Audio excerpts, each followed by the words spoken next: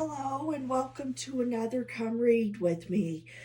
Today I'm going to be reading Aladdin, the Magic Carpet Ride.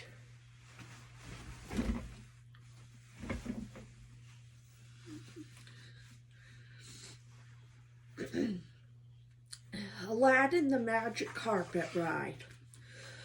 Long ago, across the sea, there lived a poor but worthy young youth. Aladdin was his name. Aladdin had no silver and he had no gold, but he had four things money could not buy: a magic carpet, a magic lamp, a faithful friend named Abu, and a genie who would grant him three wishes. For his first wish, Aladdin asked to be turned into a prince.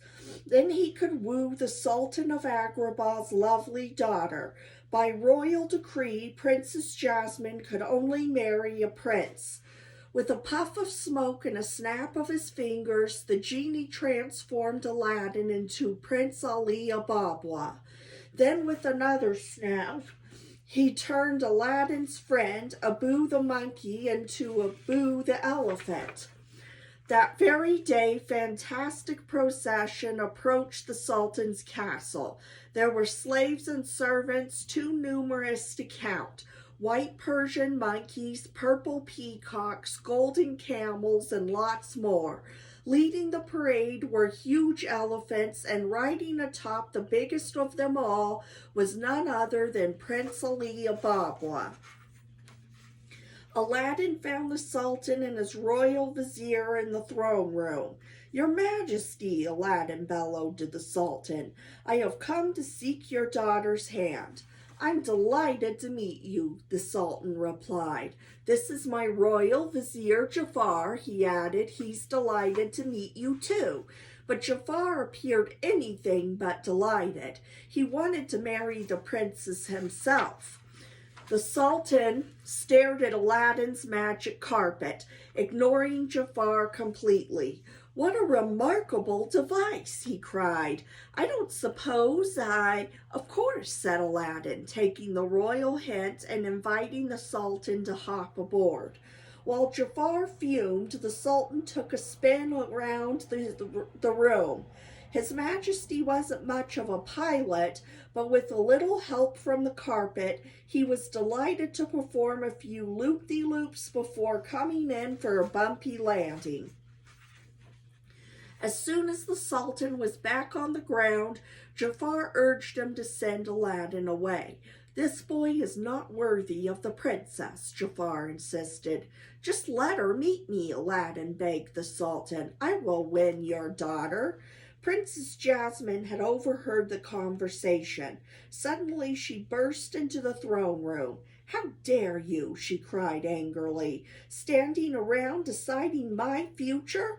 I am not some kind of prize." With that, she flounced out of the room. That night Aladdin approached the genie. "I need your help," said the lovesick young man. "Tell me what to do to win Jasmine's heart." But when the genie advised him to be himself, Aladdin protested. "That's the last thing I want to be." Aladdin was sure the genie was wrong. "If Jasmine knew I was really poor," he said, "she'd laugh at me." Before the genie could say another word, Aladdin put on his turban, climbed aboard the carpet, and flew off to see the princess. A moment later, Aladdin landed on the balcony outside Jasmine's room. The princess and her pet tiger, Raja, came out to investigate.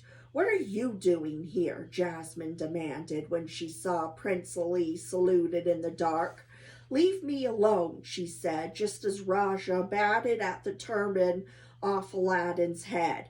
Aladdin quickly grabbed it. "Wait a minute," said Jasmine, staring into Aladdin's eyes.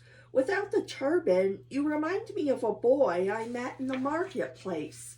In fact, Prince Ali was that very boy. He had come to her aid in the marketplace one day when a street vendor, not knowing the princess's true identity, had accused her of stealing an apple. Jasmine remembered liking the daring young man she had met. The marketplace? Aladdin sneered. Huh, I have servants who go to the marketplace for me. I have servants who go to the marketplace for my servants.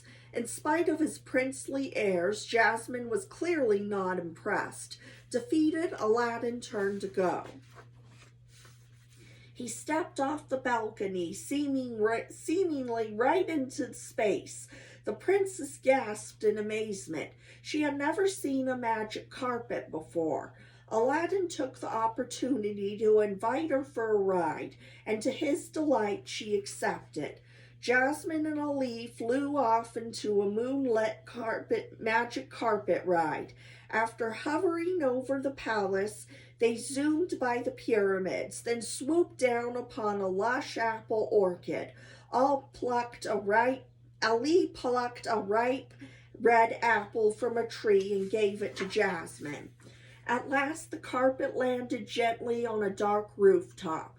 Jasmine and Aladdin gazed down upon a street festival lit up by fabulous fireworks. As Jasmine bit into the apple that Prince Ali had given her, she suddenly remembered another apple and the poor lad who'd rescued her in the marketplace. Just as suddenly as she knew without question that Prince Ali and Aladdin were the same person. She said nothing to Aladdin, but Jasmine felt her heart begin to melt. All too soon the morning sun peeked over the horizon.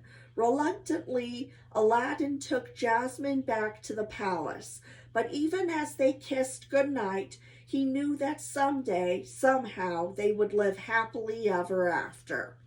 The end. Join me next Sunday for another Come Read With Me. Bye.